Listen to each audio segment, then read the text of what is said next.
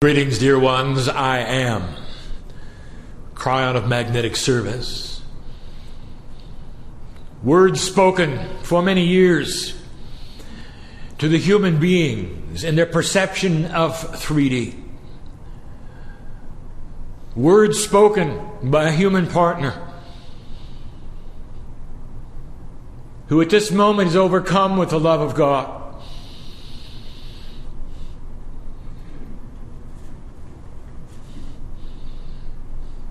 It is the promise that I have given to humanity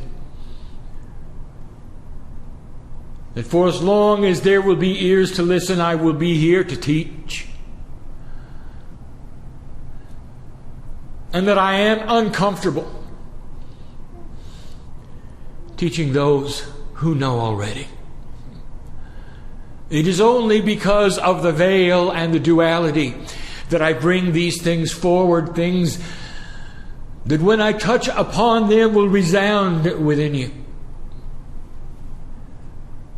For there is no guruship represented here. There is no prophet speaking to you here. There is a family member who, when you are not in this place called earth, is your best friend. For we have made this journey, dear ones, together so often. I am known as the support group for you. And you know who I am. And when you make the transition, and yet again,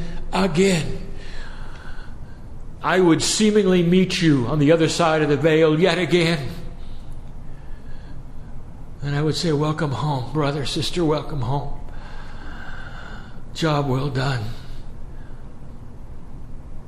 And we would touch each other energetically as a human would hug a human, and we would reach out and entwine the energy one with another in this embrace.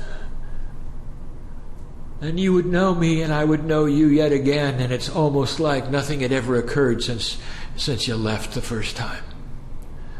Timelessness, again, would be your staple. The interdimensional persona of light that you are, and the peace of God that you are, would come flowing back in. And you would then immediately start preparing the energy for yet another run at earth. Even if you think it's your last time, it isn't. I know this because I know the rest of the intelligence that you're not allowed to have as you sit in the chairs. I live with it.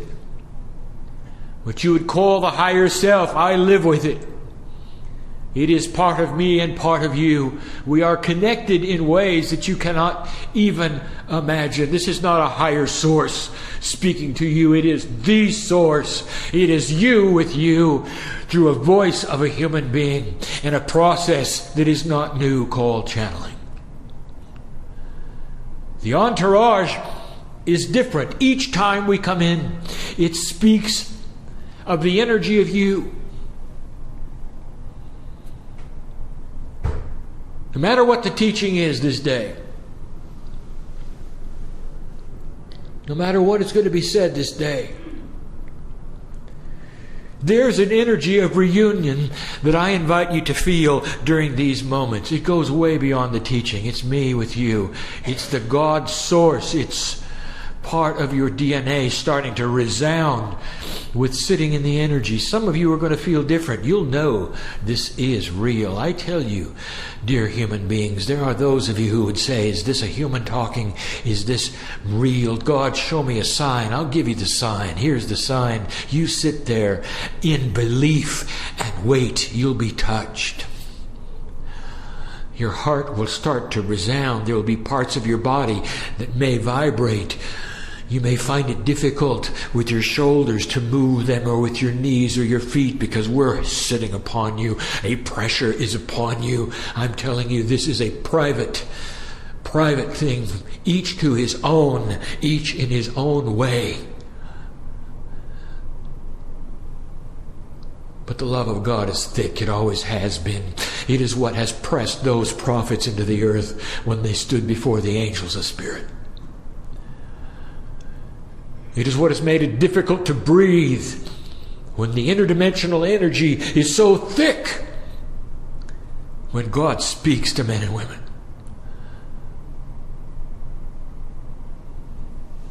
Let this never be commonplace. When you sit within yourself in your own meditations and you speak to Spirit and you say, "Oh God, meet me here. Tell me what it is I need to know." When you do that, feel this thickness of Spirit. Take in all there is to take in.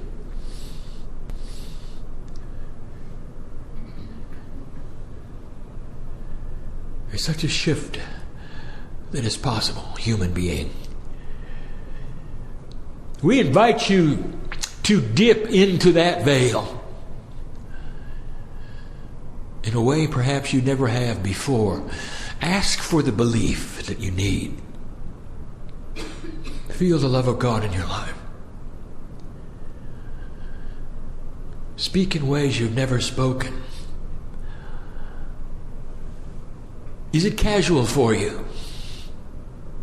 Well, if it is, you're not doing it right.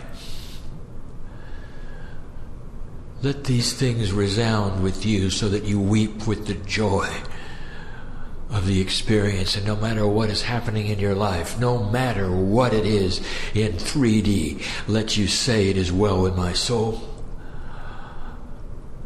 For I've gone and transcended beyond the troubles of earth. And I sit in a sacred place that is my place. It is the God place while I'm alive as a human being." Let that rotate around you. I say these things because of what we teach next. I haven't enough metaphors, and yet I'll pull many out to give you what human beings need to know about seers, psychics, readers, and those prophets who would go beyond the veil and give you the future. I am not in a vacuum. I am Kryon.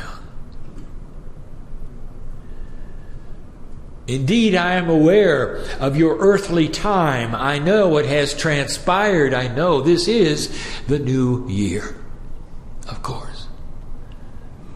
The year of the 9, and we'll speak of that in just a moment. What does it mean? What's going to happen, you say?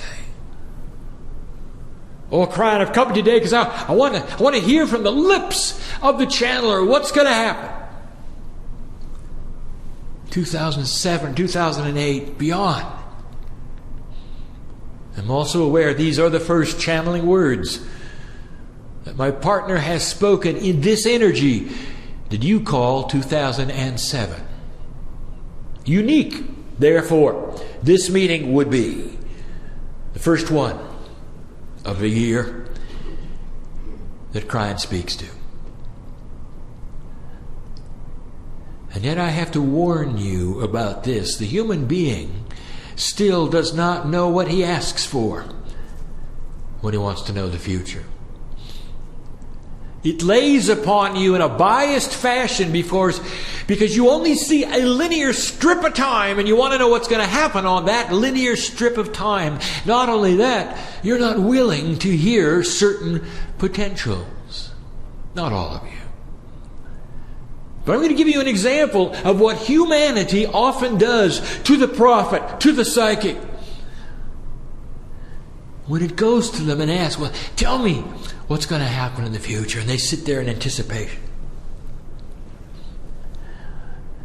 Here's the first metaphor of the day among many. Let me give it to you. There is a woman who goes to the doctor. And she says to the doctor, "Something's wrong with me. I don't feel well. I need you to tell me what it is that's wrong with me." And the doctor says, "That's fine. Give me your symptoms." She does. "I don't have the energy I used to. I'm gaining weight. I don't want to. I feel funny. There's something wrong with me, doctor. Tell me what it is." And he says, "Fine, we'll do the tests." And she comes back later. And he says, "Well, I've got some good news for you." And she says, "I don't want good news. I want to know what's wrong with me." I got something wrong with me. If you can't tell me, I'll get another doctor. And he says, I've got some things to tell you maybe you don't expect. And she says, you can't tell me what's wrong with me. I'm leaving. And she leaves. Sitting on his desk is the piece of paper that shows that she's pregnant. And that is the same human spirit, God bless her, born into a situation of 3 dimension where she is biased on what she thinks she's going to receive in a message. Because if she feels odd, then it's got to be bad news, isn't it? If she's gaining weight, it's got to be bad news. She's the one, by the way, who will then birth the child.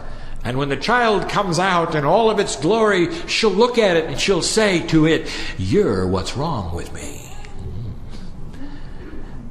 And the karma will be established between them, and on it will go, and on it will go. So, human being, I say to you that when you come to a place where the future is going to be discussed, what is the bias that you carry? Do you have the ability to understand what is being given? Will you give leeway and slack to those who go beyond the veil and come back and give you information? And would you understand it if they did? It's linear, you know. Your future, your past, your present, all you see is the strip, the road, one road. Kryon, tell us the future, they say. And then if this channel doesn't give you the same message as another channel, you'll say, well, which one shall I believe? They both were channels, weren't they? What do you do about that? All right, I have another story for you. There once was a village. Next to this village, over the hill, an ocean.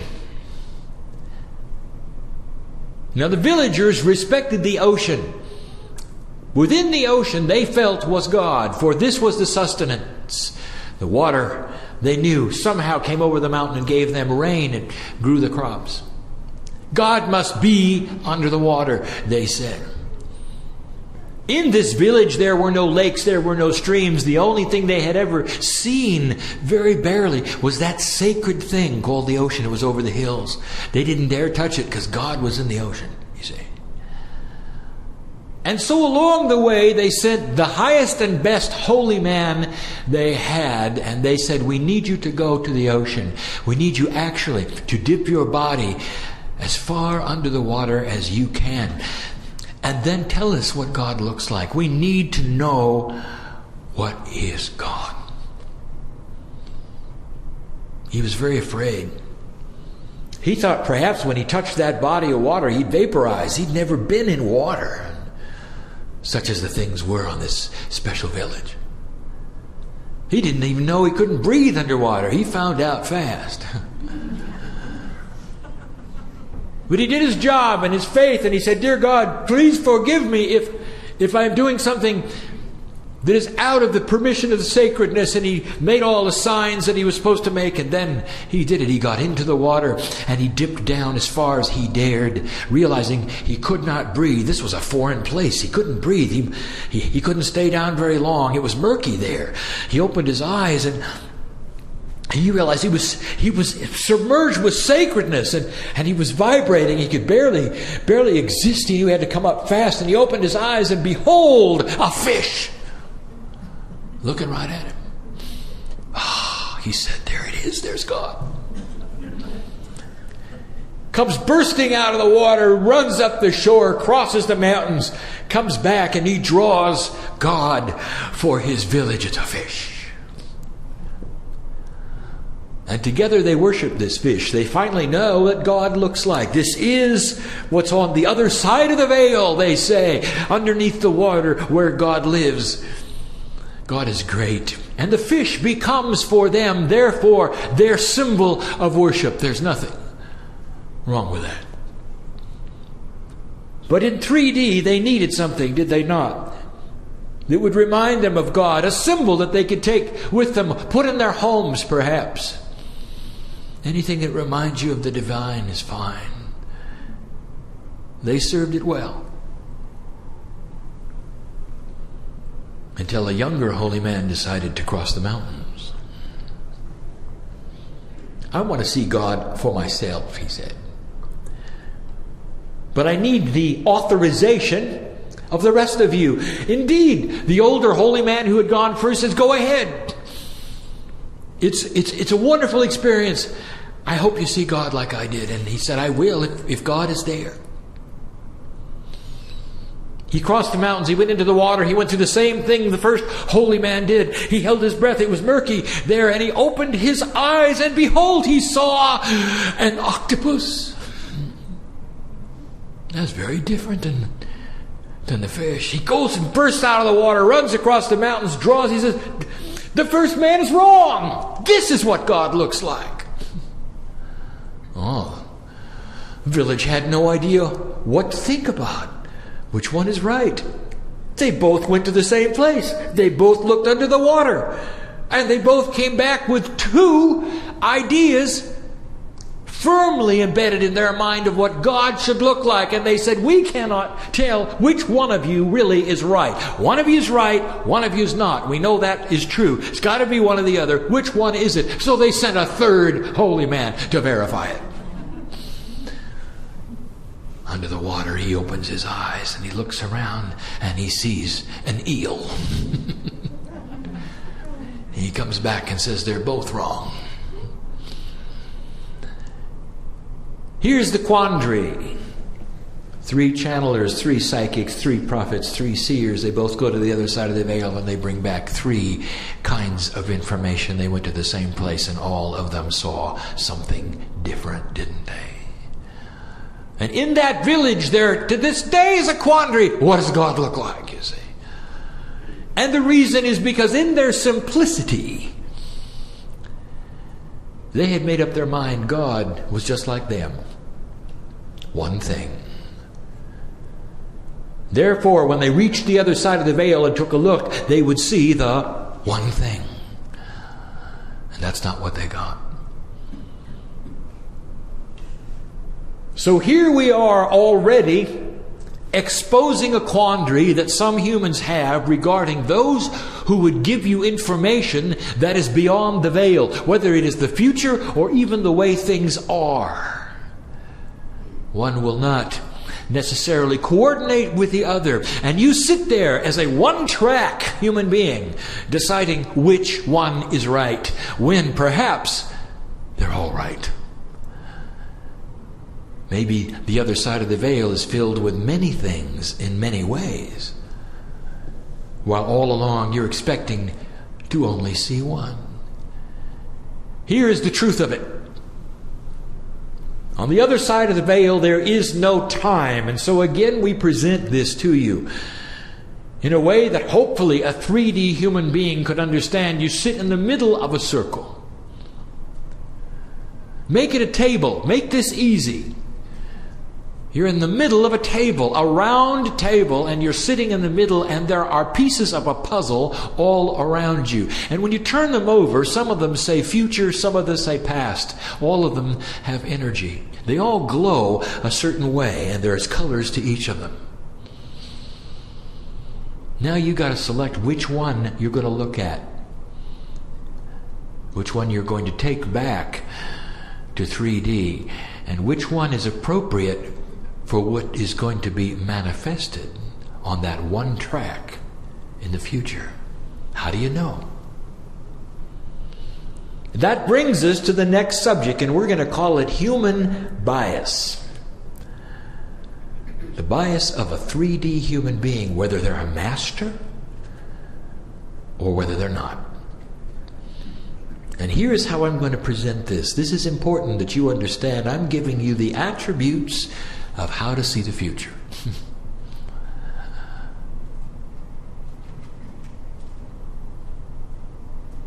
Here is the human being who goes beyond the veil.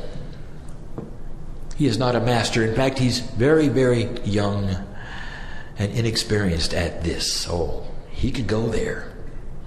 And he could spend time there, and he could even see clearly. The new tools of this new energy have given him that ability, and so there he is. And he's looking around. And he sees the freeway of life before him. The cars whiz by. The metaphor here is this is life on earth, and he is immediately attracted to the 15-car pileup. Oh, he sees the smoke, he sees the sorrow, the death, the destruction, he sees the fire. And he goes back and reports it. And he says, there's going to be a pileup. I don't know when, I don't know how, I just know it's just up the road. You better get ready and prepare. That is what is there. Here comes another human. Now he's a master. This human is a master. He has studied mastery, experienced in mastery. And for the first time, he goes across the veil. And he looks at the freeway of life.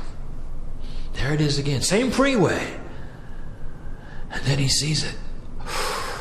Did you see what almost happened there? He said. If this human being hadn't swerved left or right, there would have been a 15-car pileup.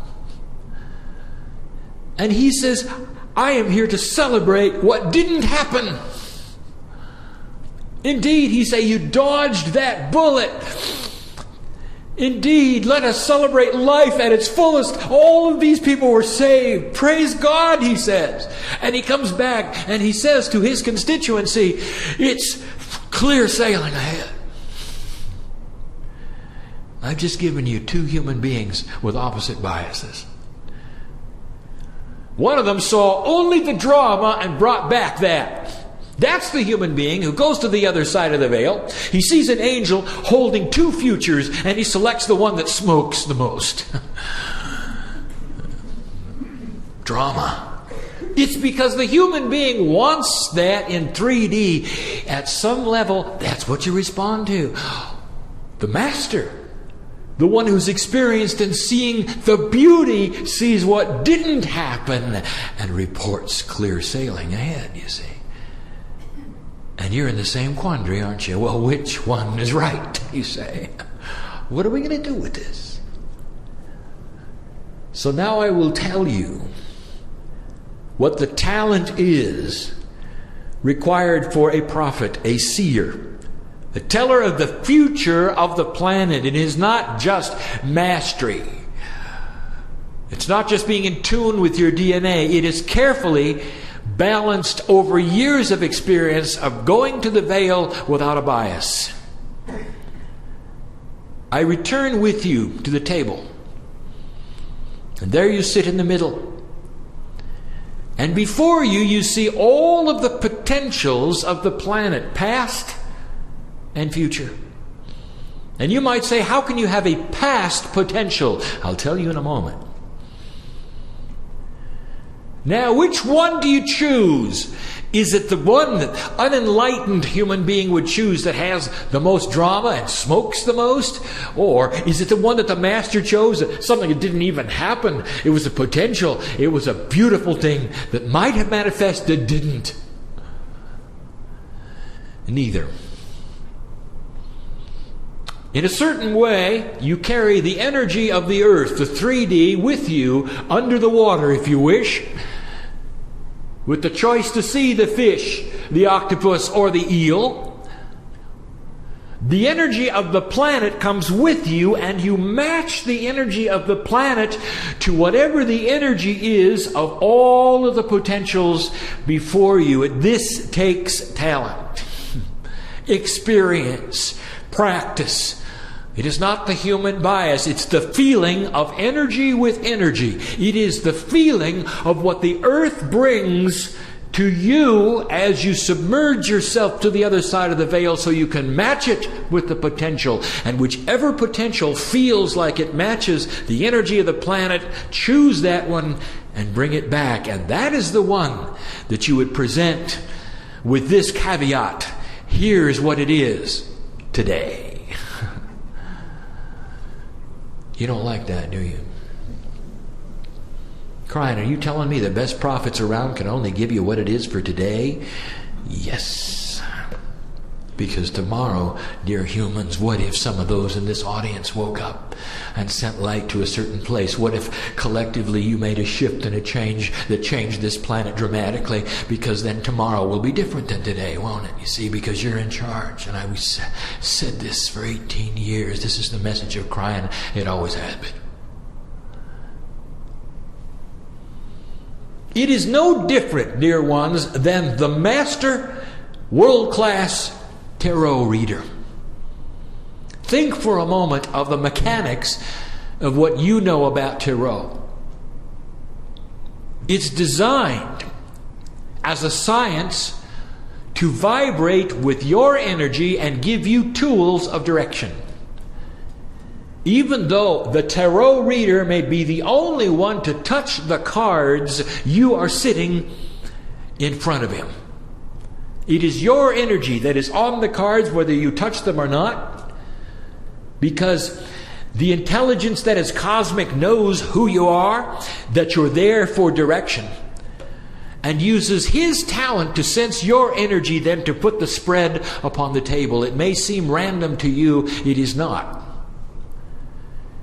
And what then becomes what you would call the tarot spread is reflection of your energy. And it tells you about your potential for that day, for the future. It is no different. Simple, is it not? And yet difficult for 3D. Then we come to the concepts. Celebrating things that didn't happen. Oh. I'll give you the example. I want you to really listen carefully. For there are those in this room who are old enough to relate to what I'm going to tell you. 1945. 1989. Almost a half a century. You were on your way to the Armageddon, you know, an old energy, an old path, an old potential. Those were the days of the Cold War. And you faced off with two powerful countries, and one was the Soviet Union, who had taken over many other countries, who had built arsenals unto itself, who had a different philosophy, and who was at war in a cold fashion with this country of where I speak right now. And those of you who survived that Cold War will remember the resources that were put into it, the fear that was put into it, the spies, the trickery, the death. Remember? Seemingly two countries faced off with equal power. And then one of them shot a rocket into space. Obviously it was ahead. Great fear. The missiles were bigger. Great fear. Oh, the resources that you put in to staving off that. Think about that. And the reason I talk to you about this is because this was the beginning of the buildup of what would become the Armageddon, as prophesied in Scripture, as given by the priest Nostradamus. He saw it. Many saw it. Even the indigenous, some of them prophesied about what was going to take place in the year 2000 to 2001. When you had the harmonic convergence, you collectively decided that this would not happen on the planet. This was humans deciding at a spiritual level that something almost a half a century old involving two huge powerful countries would be dissolved. And within 2 years after the harmonic convergence, after you had made the decision, the Soviet Union fell over all by itself. It fell over because of the consciousness of the Russian people who would no longer support it, by those who had given their energy, who said no more, no longer. The unthinkable. No prophet gave you that information because it was unthinkable. It was out of 3D. If somebody had told you that, would you laugh at them? Would you have told them they were crazy? It was, in your lifetime, the biggest thing that ever happened. Now, almost a half a century of trouble and fear and worry erased. Okay, where is your monument? Shouldn't the earth got together at that point and built something? Shouldn't you have had long lines of appreciation, perhaps? The Armageddon that did not happen. The country that took control and solved the unsolvable. If you were not alive then, you don't know about the unsolvable. Called the evil empire, unsolvable, fell over all by itself almost overnight. Where's your monument? And you're saying, well, there isn't one. And I'll tell you why. Because human beings, you'll build monuments to the ends of wars and massive death and destruction. But when it comes to the things that didn't happen, you're moot. And you don't see them in the same way as the things that did. And so, dear ones, I am telling you that this is an adjustment you're going to have to make in your perception.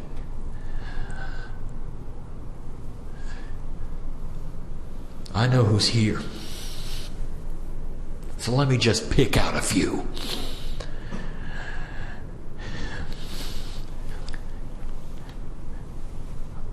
About the traffic accident that you should have died in.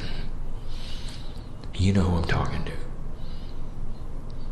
How often do you celebrate the fact that you're still here? You think it was chance? You think it was a coincidence that you walked away? I know who's here. You should have built a monument. And you should every day say thank you that I had made decisions in my life that changed the Akash. I want to tell you, dear human being, that there is no set time for your demise. Not one of you. Not known unto God. Only you know when you're going to check out. Only you know when it's over. That's how much control you have in your life. And I even mean to the degree you might say, well, I've got a disease. I didn't have anything to do with that. Oh, yes, you did. And you have all things to do with it, getting rid of it too. All of the divinity in you, all the choices of life and death, they're all there, dear human being. Get used to this. You're in control, you always were, but in mastery, in this new energy, it's there for the taking. So, dear ones, are you going to celebrate the things that didn't happen? There are more than 20. There are more than 20 in this room who had one set of death circumstances when they arrived on this planet. Not predestination, predisposition. When you may have checked out because of what you had planned for yourself when you got here, that you circumvented because what you found while you were here changed it. Did you build a monument? Do you even know when it was? Some of you do. Some of you have had dreams about it. Some of you have narrowly escaped it, and you know when those times were, and you say, oh, I'm sure I'm glad I got through that. It's more than that. You should have built a monument. Now you're talking about the future, and you want this entity to channel for you what's going to happen. And I'm telling you, you've even circumvented your own death. Potentials exist for all of you to remain a very long time on this planet, because we are in this situation collectively, all of us, on the other side of the veil and this side of the veil, where your light is going to mean something so grand in this future of yours? Have you celebrated the things that didn't happen? Have you celebrated the diseases that you didn't catch? The places that were not toxic? The criminals who never got to you? The houses that were never robbed? I am telling you that this lays in front of your table. Should have built a monument. That's what the future is and is not, filled with potentials of what you would call positive and negative. And then we speak of the most difficult one of all. How can you change the past with what you do today? Well, in a linear 3D ribbon of road that you call past, present, and future, you can't. But in an interdimensional now, you do every day. Hard to have a metaphor of this one, but I've got one. I gave it to my partner even earlier. Consider for a moment you are an author and you have written about many characters. You've developed their lives on paper. Maybe there's 12, 13, maybe more. And as a literalist and one who writes stories, you write about these, and that's the extent of it. Your shelves are filled with books about people and their lives.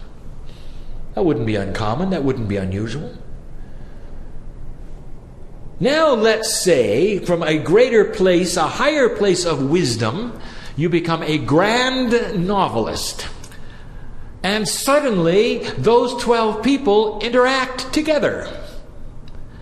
In fact, they interact in a way that creates a hero, a story, and a victory.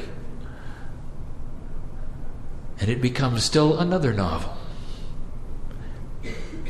I ask you, what have you done? Have you changed who they were? No. But you changed the story, didn't you? Now suddenly take this metaphor and apply it to your past lives. Are they just there as individuals who lived on that ribbon of 3D? Or in the now, can you intertwine them together to create a story? Can you intertwine them together to create a victory and a hero, which is you in the chair today? And if you can do that, you've changed the past. Do you understand?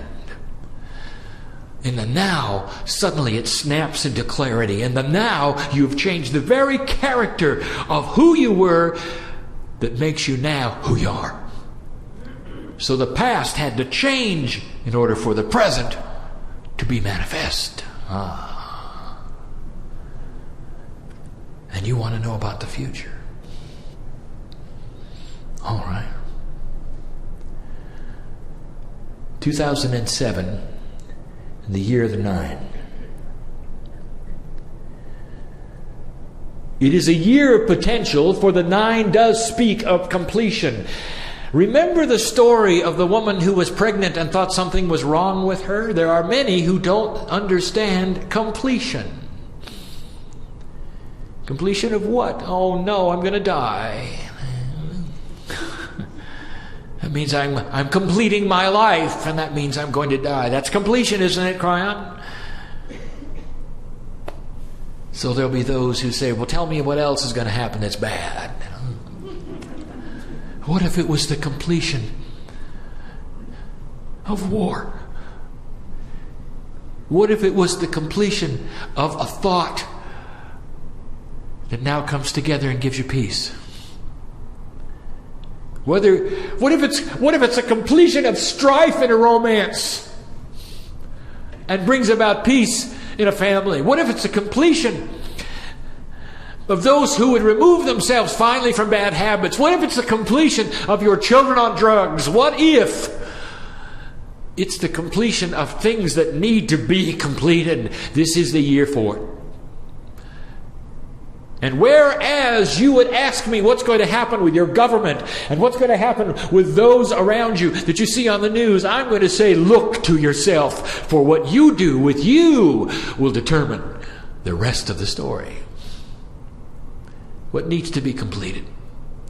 This is the year for it. The numerology will give you the energy tools. They lay upon you as a posturing of help.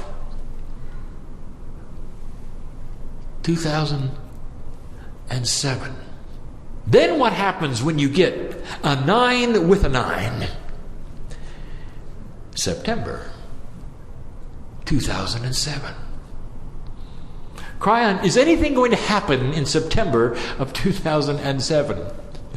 Not today.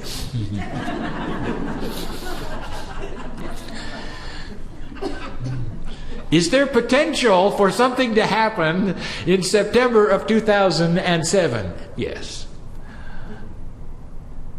And you might look to this as being a beautiful thing. What if it was in the United Nations? A place where I've taken my partner over and over to celebrate what they have done, not what they haven't done. To celebrate those who have saved the children of villages because they gave them water and clean crops and rid them of disease. To celebrate what happened, not what didn't happen. Look to 2007 as a year to wrap up things because of what's going to happen in 2008. Now, I have spoken of this before. Great potentials of 2008.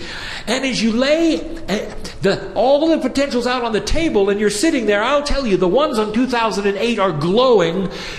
They're glowing more for your energy than the ones on 2007. 2007 is like a utility year. Accomplishment, responsibility, all the things you don't want to hear.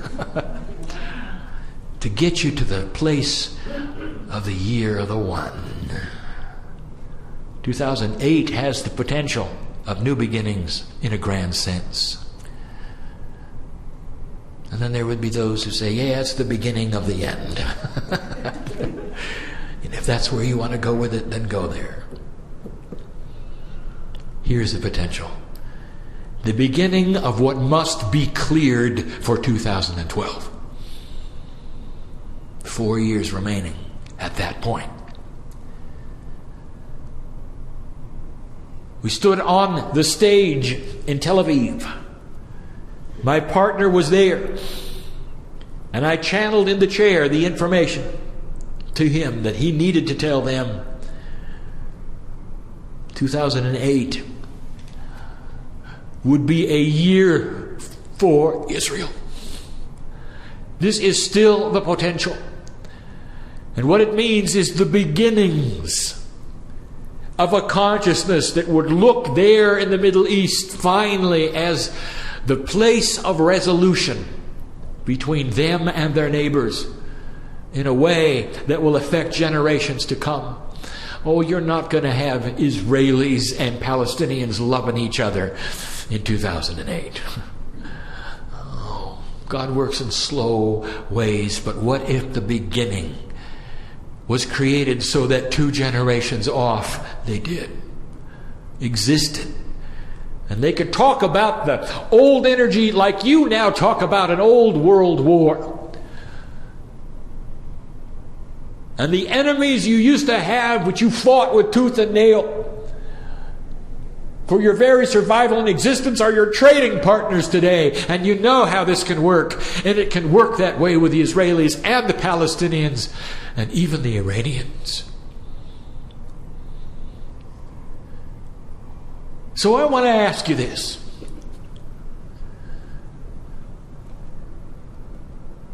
If you were of the generation of the Cold War, what did you think could not possibly happen? Because it happened, didn't it?